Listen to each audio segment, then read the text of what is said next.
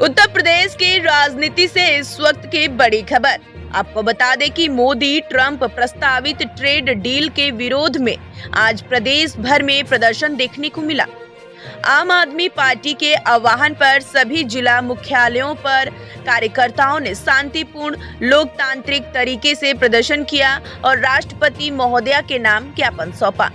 Party का आरोप है कि प्रधानमंत्री नरेंद्र मोदी और अमेरिकी राष्ट्रपति डोनाल्ड ट्रंप के बीच प्रस्तावित ट्रेड डील किसानों, छोटे व्यापारियों और आम नागरिकों के हितों के खिलाफ हो सकती है।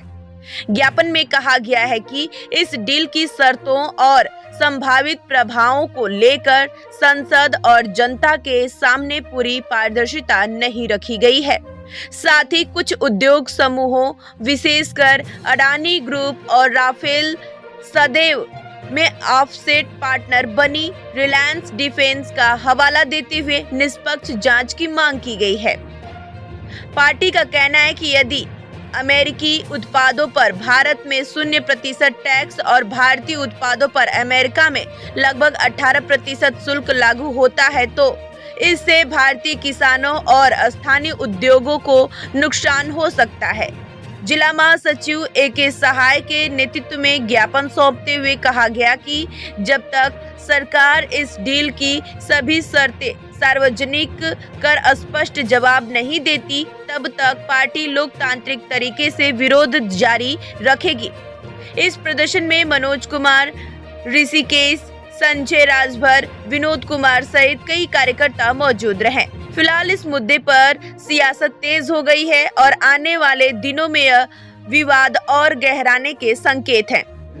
जहाँ से हमें सस्ता मिलेगा वहाँ से खरीदेंगे। वो कह रहे हैं कि आप तेल रूस तो नहीं, आप कैसे तय करेंगे? ये कौन सी विदेश नीति है? मोदी जी बताएं, मोदी जी के लोग बताएं। सबसे बड़ी बात जो हवन किया करते थे हाउडी ट्रंप को जिताने के लिए यहाँ पे हवन हुआ था, वो लोग कहाँ हैं आज? वो लोग चुप क्यों पड़े हैं? फिर से हवन करें। मैं चाहूँगा कि भारतीय जनता पार्टी के जो कार्यकर्ता हैं कम से कम वो हवन करें कि मोदी जी का मौन टूटे। वो जो गूंगे बने पड़े हैं उससे वो उभर के बाहर आए और जवाब दें, सदन के अंदर जाए और जवाब दें कि वो मौन क्यों पड़े हैं।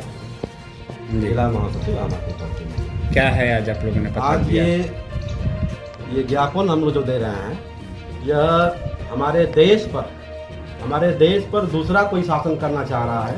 हमारी देश की व्यवस्था को चलाने वाला कोई दूसरा सोच रहा है, उस संबंध में ज्ञापन दिया जा रहा है। यहाँ की व्यवस्था को बिल्कुल समाप्त करने की जो योजना चल रही है, जैसे हमारे यहाँ जो भी प्रोडक्ट बन रहा है इस पर अमेरिका जो है 18% GST लगाएगा, 18% टैरिफ लगाएगा और जो हमारा प्रोडक्ट होगा उस पर 0 हो जाएगा। अब बताइए हमारी व्यवस्था किस तरीके से चलेगी? ध्वस्त हो जाएगी, बिल्कुल नष्ट हो जाएगी।